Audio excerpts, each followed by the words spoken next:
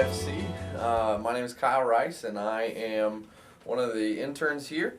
We are glad to have you, and what we've been doing so far is we've been going through the life of Abraham. So we started at the beginning of the semester, and we have walked through, and this week we come to the last week of our series, The Life of Abraham. So today we are going to look at Abraham's death, and we're going to try and pull one thing out of here, and I think it's countercultural, the thing that we're going to try and pull out of here. But we are in Genesis chapter 25, and we're going to read verses 7 through 8.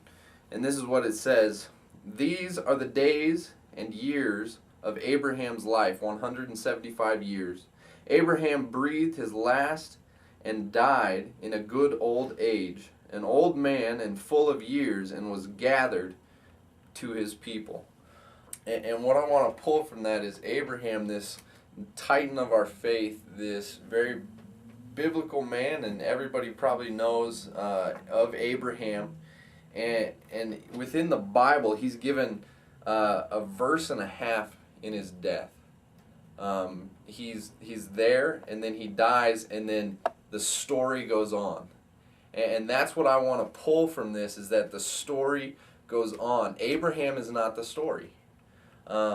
You can pick anybody out of the Bible, and they are not the story. They're not the story of the Bible. The story of the Bible is God and how He used those people throughout time, throughout history, to accomplish His will and His goal for His glory and His renown and His name.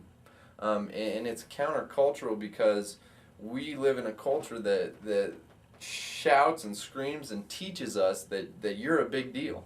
And I just want to go out there and say that you're not a big deal. I'm not a big deal, and the people that you know are not a big deal. Let me show you some more within the Bible. If you turn to Psalms 39:5, "Behold, you have made my days a few handbreadths, and my lifetime is as nothing before you. Surely all mankind stands as a mere breath." Or Psalms 103:15 through 16 says, "As for man, his days are like grass. He flourishes like a flower of the field, for the wind passes over it, and it is gone, and its place knows it no more." So you're like a flower on a field in the morning, and you die that afternoon, and by the time that the day closes, the place where you were doesn't even remember you.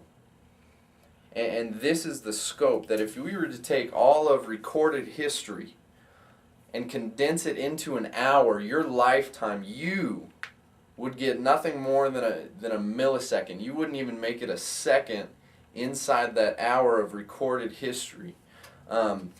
And to be honest, neither would anybody else. But there is one thing, there's one person, there's one being that is from the beginning of that hour, and He will be at the end of that hour, and that is God. And God is the story of history. God is the story of the earth. God is the story of me and you, and that if you and I are going to be great, first of all, it won't be us. And second of all, it's because God has chosen to use us. So the idea is not how can you be great, but how can you let God into your life so He can make you great.